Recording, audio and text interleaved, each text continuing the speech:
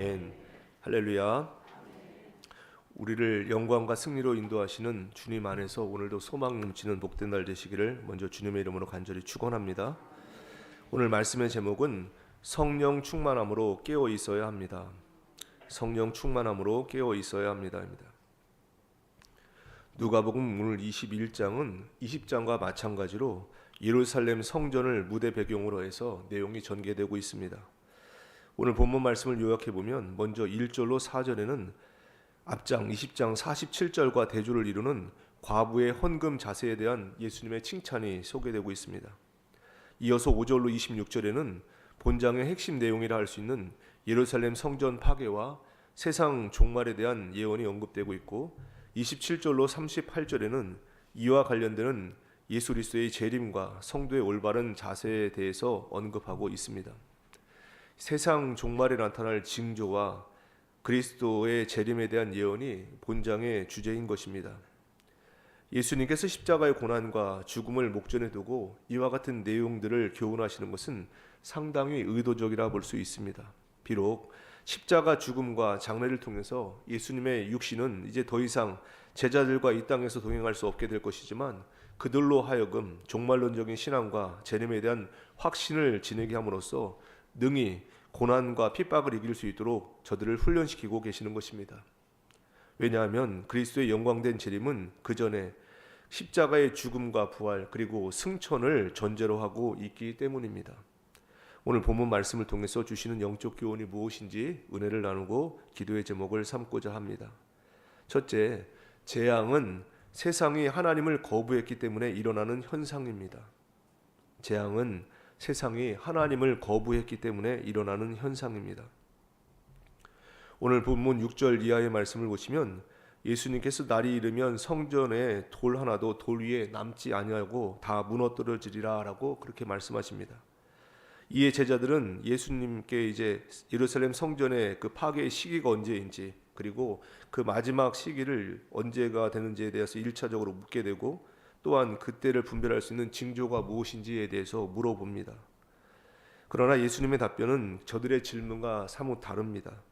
오늘 본문과 평행 본문을 이루는 마태복음 24장 36절 말씀에 보시면 그날과 그때는 아무도 모르나니 하늘의 천사들도 아들도 모르고 오직 아버지만 아시느니라 라고 그렇게 되어 있습니다. 그러면 앞에 있는 민족이 민족을 나라가 나라를 대적하는 일이 일어나는 것과 곳곳에 큰 지진이 있고 기근이 있고 전염병이 있는 것은 도대체 무슨 징조인가 하는 것입니다. 마지막 때를 아무도 모른다면 징조라고 하는 것은 어찌 보면 아무 소용이 없는 것입니다.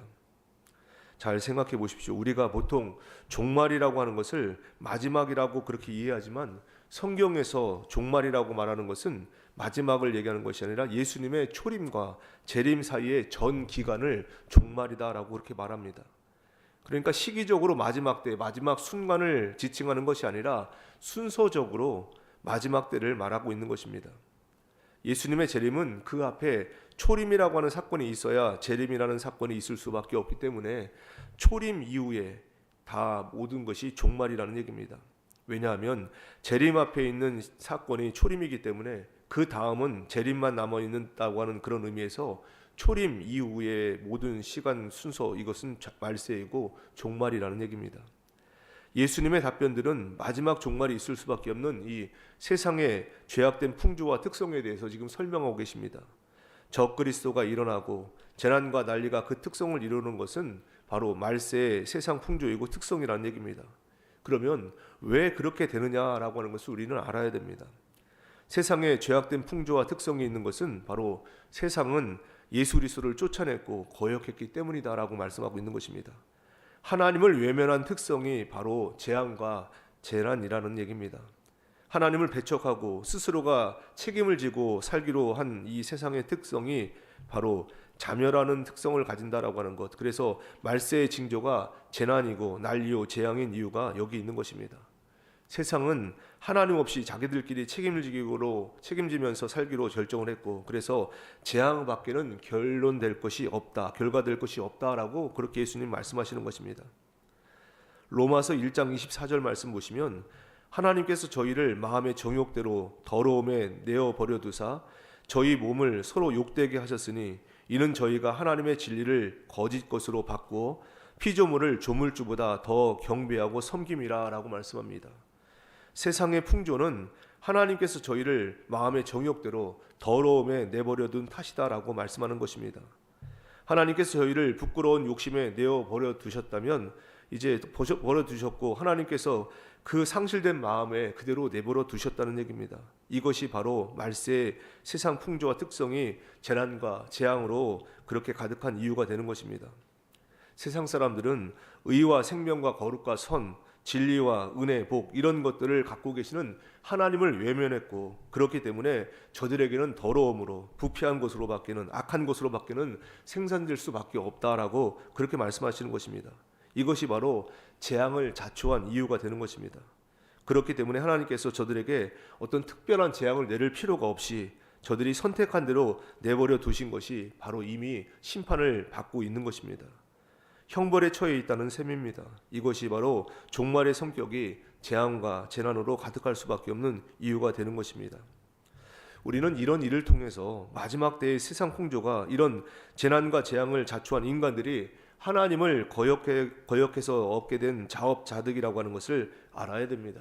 반대로 하나님의 백성된 우리가 가지는 의와 진리, 거룩과 생명들, 영혼에 속한 것들이 바로 이 세상 사람들이 갖고 있는 재난과 재앙과 비교해서 얼마나 우리는 복된 것을 갖고 있는지를 다시 한번 확인해 볼 수가 있어야 되는 것입니다. 에베소서 2장 3절 5절입니다. 전에는 우리도 다 그 가운데서 우리 육체의 욕심에 따라 지내며 육체와 마음에 원하는 것을 하여 다른 이들과 같이 본질상 진노의 자녀이었더니 긍휼이 풍성하신 하나님이 우리를 사랑하신 그 큰 사랑을 인하여 허물로 죽은 우리를 그리스도와 함께 살리셨고 너희는 은혜로 구원을 받은 것이니라 라고 말씀합니다. 오늘 세상 사람과 우리의 삶이 얼마나 다른지를 비교하는 것을 우리는 놓쳐서는 안 됩니다. 우리 또한 본질상 진노의 자녀였습니다. 우리의 본은 바로 재앙과 재난을 만들어낼 수밖에 없는 그런 자였는데 긍휼이 풍성하신 하나님께서 우리를 사랑하신 단 한 가지 사랑하신 그 사랑으로 인해서 우리가 그리스도와 함께 다시 하나님의 자녀가 되었고 은혜로 구원받은 자의 삶으로 넉넉하게 살아간다고 하는 것, 그 신분의 변화가 우리 가운데 먼저 있다라고 하는 것, 이것이 바로 예수 믿고 구원받은 복인 것을 마음에 깊이 새길 수 있게 되기를 간절히 원합니다. 둘째, 하나님의 자녀는 목표와 기준이 분명해야 합니다. 하나님의 자녀는 목표와 기준이 분명해야 합니다. 재앙과 재난이 생기는 것은 바로 하나님께서 말세 세상에 이런 재앙과 재난이 현상이 이렇게 있도록 방치하는 것이 아니라 그것을 통해서 우리에게 경고하시고 우리에게 그것을 통해서 교훈하고 계신다는 것을 우리는 기억해야 합니다. 하나님 없이 사는 사람이 얼마나 어렵고 힘든가라고 하는 것을 보라는 얘기입니다. 너희들이 선택한 것이 도대체 무엇인가, 어떻게 결론되었는가를 보라는 얘기입니다. 그렇게 됨으로써 하나님을 선택해야 되는 이유가 무엇인지, 예수를 믿어야 되는 필요성이 어디에 있는지를 우리에게 알게 하시는 것입니다. 예수 믿는 것에 복된 것을 우리에게 무엇인가를 보여주고 계시는 것입니다. 예루살렘 성전을 파괴함으로써 유대인들이 하나님을 반대하는 것이 얼마나 잘못된 것인가라고 하는 것을 보여주고 있습니다. 그것이 운명을 가름하는 얼마나 심각한 결정이었는가를 보라라고 그렇게 말씀하시면서 동시에 우리들에게 허락된 예수 그리스도로 말미암는 구원과 하나님 자녀된 모든 특권들이 도대체 얼마나 복된 것인가라고 하는 것을 다시 한번 확인시켜주고 계시는 것입니다. 그래서 우리는 말세를 사는 하나님의 자녀로서 신앙생활에 대해서 우리는 스스로 점검해 보아야 합니다. 믿지 않는 자들, 하나님 모르는 자들에 대해서 오늘 성경도 설명합니다. 34절 말씀 보시면 너희는 스스로 조심하라. 그렇지 않으면 방탕함과 술 취함과 생활의 염려로 마음이 둔하여지고 뜻밖의 그날이 덫과 같이 너희에게 임하리라 라고 말씀합니다. 하나님 알지 못하는 자들, 믿지 않는 자들의 삶, 여기 방탕함, 술 취함, 생활의 염려 이런 표현을 쓰고 있습니다. 이것을 좀 더 부연 설명하는 것이 에베소서 4장 19절 말씀에 나오는데 거기 말씀 보시면 저희가 감각 없는 자 되어 자신을 방탕에 방임하여 모든 더러운 것을 욕심으로 행한다라고 그렇게 설명을 합니다. 여기 방탕함이 또 나오는데 방탕에 방임한다라고 하는 것은 어떤 윤리적인 도덕적인 표현이 아닙니다. 성경에서 방탕하다라고 하는 말은 한마디로 허비한다, 낭비한다 그런 뜻입니다. 하나님 없이 사는 자들이 감각 없는 자라고 하는 것, 허망하다고 하는 자라고 하는 것, 목표가 있을 수 없다라고 하는 것입니다. 그들에게는 목표도 없고 기준도 없습니다. 무엇을 정할 수가 없다는 얘기입니다. 어떻게 해야 될지를 모릅니다. 그저 세월만 흘려보낼 뿐이라는 얘기입니다. 그것이 바로 방탕함이다라고 성경은 설명합니다. 그러나 우리는 그렇지 않다는 얘기입니다. 에베소서 4장 20절에 너희는 그리스도를 이같이 배우지 아니하였느니라 라고 말씀합니다. 그렇게 배우지 않았다라고 하는 뜻, 이것은 바로 우리에게는 목표가 있고 내용이 있다는 얘기입니다. 기준이 우리에게는 있다는 얘기입니다. 이것이 바로 세상 사람들과 우리가 다른 그런 모습입니다. 18절 말씀에 술 취하지 말라 이는 방탕한 것이니 오직 성령의 충만함을 받으라 라고 말씀합니다. 여기도 마찬가지입니다. 방탕은 낭비하는 것입니다. 술 취하는 것이 왜 낭비입니까? 술 취하는 동안 그동안에는 분별을 하거나 절제하지 못하게 됩니다. 의식과 책임과 절제에서 버려진 시간이 바로 술 취한 시간이기 때문에 그것을 방탕하다라고 말하는 것입니다. 사람을 분별과 책임과 의식과 판단에서 마취시켜버리는 것이 바로 술 취하는 것입니다. 그래서 성경은 술 취하는 것을 방탕한 것이다 라고 설명을 하고 있는 것입니다.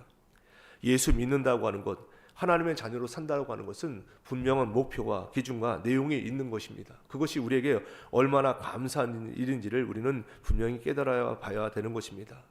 너희는 그리스도를 이같이 배우지 아니하였느니라. 우리가 어떻게 주님을 알고 어떻게 주님이 우리 삶을 인도하신다는 것을 분명히 새겨 보신다면 오늘 우리가 살아갈 방향과 목표를 분명히 정하고 그 길을 향해서 전심전력할 수 있는 우리의 모습이 되기를 간절히 원합니다.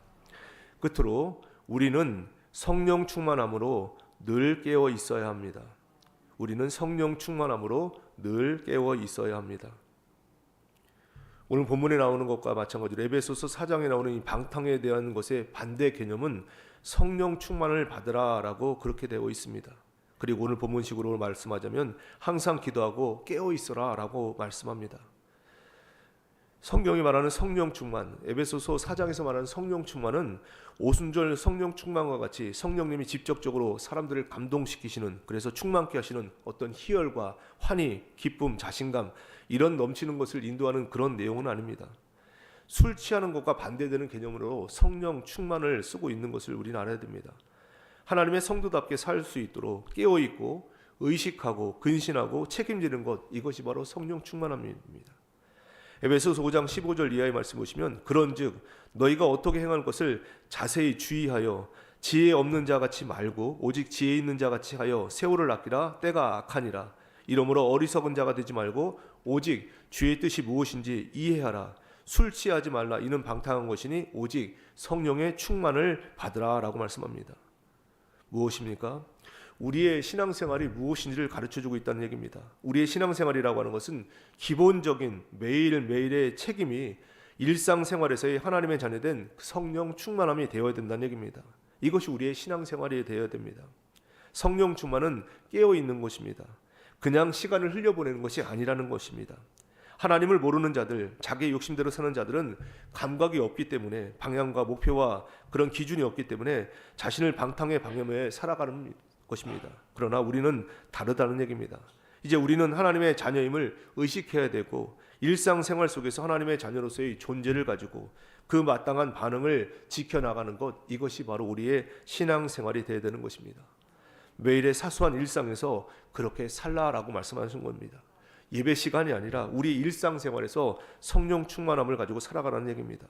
그래서 우리는 성경에서 빛으로 소금으로 불림받은 것입니다. 여기 빛과 소금이라고 하는 것은 존재로서의 책임을 말하는 가치 있는 일입니다. 그것을 우리 일상생활에서 우리는 빛으로, 우리는 소금으로서 존재하며 살아야 된다는 얘기입니다. 그렇지 않다면 우리 또한 방탕한 것입니다.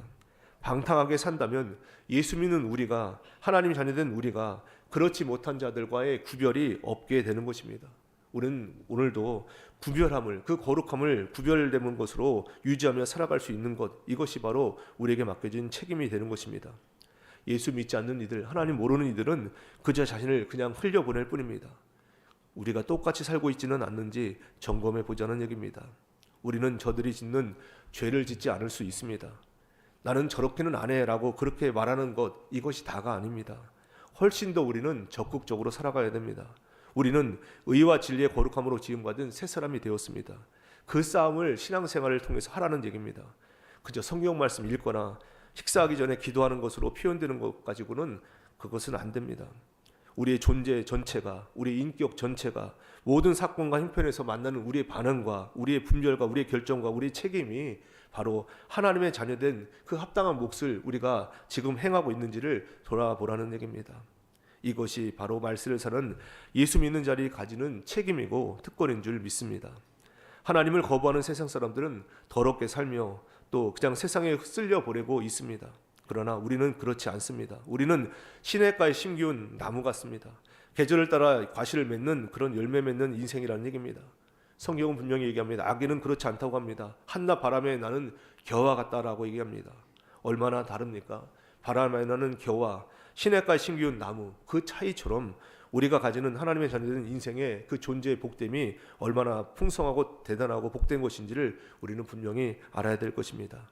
매일매일의 삶 속에서 하나님의 자녀로 살아가는 내용들을 지키는 것, 이것이 우리 신앙생활이고, 그렇게 삶을 살도록 싸워가는 것, 승리하는 것, 이렇게 우리의 삶이 이어진다라고 하는 것을 분명히 기억하시고, 오늘도 주님의 은혜 가운데 마땅히 행해야 할 바를 감당하시는 성령 충만한 하루의 삶이 되기를 간절히 원합니다.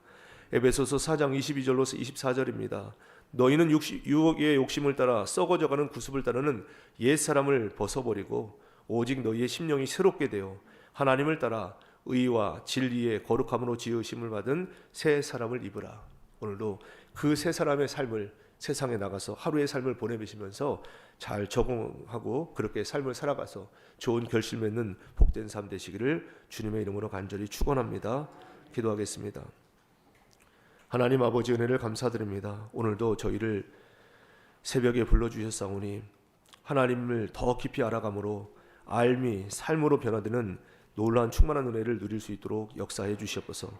주신 말씀 마음에 깊이 새기게 하여 주시고 매일매일의 삶이 주님을 향한, 주님을 닮아가는 목표와 내용과 기준이 있는 삶 되게 하여 주시옵소서.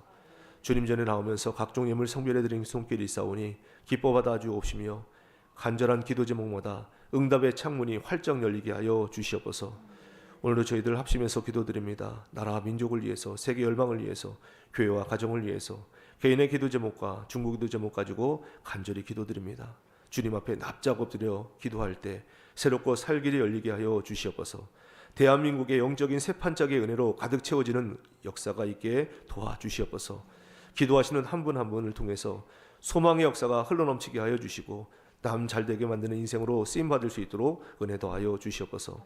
오늘도 세상에 나가 살아갑니다. 어디를 가든지 무엇을 하든지 오직 하나님께만 영광 돌리는 하루의 삶이요, 예수 그리스도 열방의 소망 되신 주님 은혜 가운데 거함으로 오늘도 참된 평안을 누리는 복된 이 하루의 삶이 되도록 역사해 주시옵소서. 하루에 되어지는 모든 일정을 주께 의탁드립니다. 참된 평안을 허락해 주시고 오늘도 주님과 함께하는 자의 영적인 충만함이 무엇인지를 누리며 전하는 저희들 되게 하여 주시옵소서. 육신 줄곧 아파하는 이들 오늘도 친히 찾아가셔서 안수하여 주시고 회복과 치유의 은혜가 기적같이 바래지는 역사가 있게 도와주시옵소서. 오늘도 저희를 지켜주시고 인도하시사 행복한 아침 감사한 저녁의 삶을 살도록 은혜 위에 은혜를 부어주시는 우리 주님 예수 그리스도의 이름으로 감사하며 간절히 기도드리옵나이다. 아멘.